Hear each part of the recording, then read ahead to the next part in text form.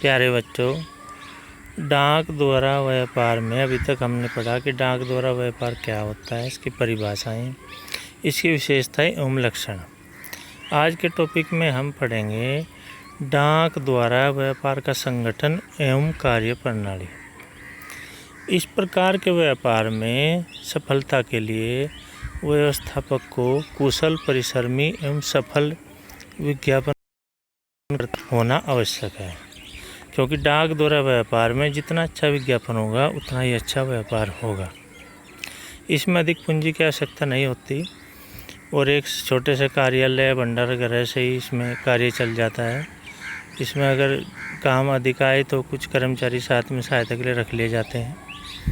तो इसका जो प्रक्रिया है, प्रोसेस, वो क्या है डाक द्वारा व्यापार का। इसमें व्यापारी को 2 कार्य करने होते हैं। पहले आदेश प्राप्त करना, यानी ग्राहकों से जो भी आदेश आएगा कि मुझे ये माल चाहिए, वो आदेश को प्राप्त करना। दूसरा उस आदेश की पूर्ति करना। तो ये 2 ही कार्य इसमें विक्रेता के हैं, अर्थात व्यापारी, विक्रेता व्यापारी के हैं। पहला, आदेश प्राप्त करना। आदेश प्राप्त करने के लिए व्यापारी को प्रमुख रूप से 3 कार्य करने पड़ते हैं। पहला, डाक सूची तैयार करना। डाक सूची क्या होती है कि जितने भी व्यापारी के पास ग्राहक हैं उन सब की एक सूची बना ली जाती है, जिसमें उनका नाम और पता होता है। वह उनको किस आधार पर बनाता है, उसके लिए वह व्यापार निर्देशावली, टेलीफोन निर्देशावली, व्यापारिक पार्षद, समाचार पत्रों के कार्यालय, भारतीय वार्षिक पुस्तक आदि की सहायता ले सकता है। इस प्रकार जो सूची तैयार करेगा उस सूची को डाक सूची भी कहते हैं। इस सूची को आधुनिकतम बनाने रखने के लिए, यानी ताज़ी रखने के लिए आवश्यक है कि जो ग्राहक पत्र व्यवहार नहीं कर रहा है, पत्र आदि नहीं भेज रहा है, उसका नाम काटकर उसके स्थान पर नए ग्राहक का नाम लिखा जाए। ये होती है डाक सूची। दूसरी सूची उसको बनानी होती है वस्तु सूची तैयार करना, जिसमें वह किन किन वस्तुओं, किन किन उत्पादों को बेचता है उनकी सूची होती है। इस सूची में क्या होगा, केवल उन्हीं ही वस्तुओं का नाम लिखना होता है जो जल्दी से नष्ट होने वाली ना हो, अधिक वजन में ना हो और निरंतर प्रयोग में आने वाली वस्तुएं हों। ऐसी सभी वस्तुओं की वह सूची बना लेगा, जिसको वस्तु सूची कहते हैं। तीसरा उसका कार्य होता है प्रभावपूर्ण विज्ञापन।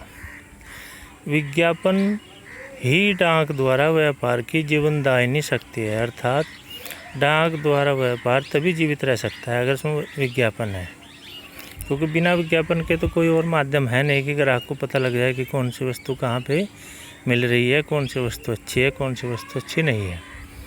विज्ञापन के द्वारा व्यापारी अपने माल की सूचना जनता तक पहुंचाता है और सफल विज्ञापन पर ही उसका व्यापार निर्भर करता है।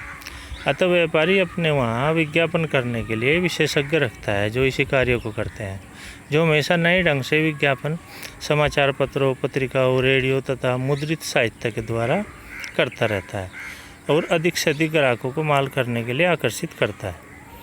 तो ये थे आदेश प्राप्त करने के 3 प्रमुख कार्य जो व्यापारी को करने होते हैं डाक व्यापार में। अब दूसरा आया आदेश की पूर्ति। आदेश की पूर्ति के लिए व्यापारी को निम्नलिखित कार्य करने होते हैं। सबसे पहले माल को एकत्रित करना। जो माल का आदेश आया है सबसे पहले उस माल को इकट्ठा करेगा जिसको उसे भेजना है। दूसरा, माल की पैकिंग करना और उस पर मुहर आदि लगाना। तीसरा, माल के साथ डाक फार्म भी भरना। चौथा, माल की कीमत प्राप्त करना। यह सबसे महत्वपूर्ण है। डाक द्वारा व्यापार में माल की कीमत 2 प्रकार से आती है। एक तो ग्राहक द्वारा अग्रिम रूप से, जब आदेश देता है तब इसके साथ ही एडवांस में पैसा दे देता है, और दूसरा होता है कि डिलीवरी के समय, यानी जब उसको सामान मिल जाएगा उस समय। तो इसमें अधिकतर केस ऐसे ही होते हैं, यानी ज़्यादातर डाक द्वारा व्यापार में सामान मिलने के बाद ही ग्राहक द्वारा भुगतान डाक से ही किया जाता है।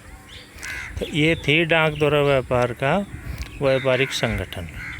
आज के टॉपिक में हम इतना ही समझेंगे।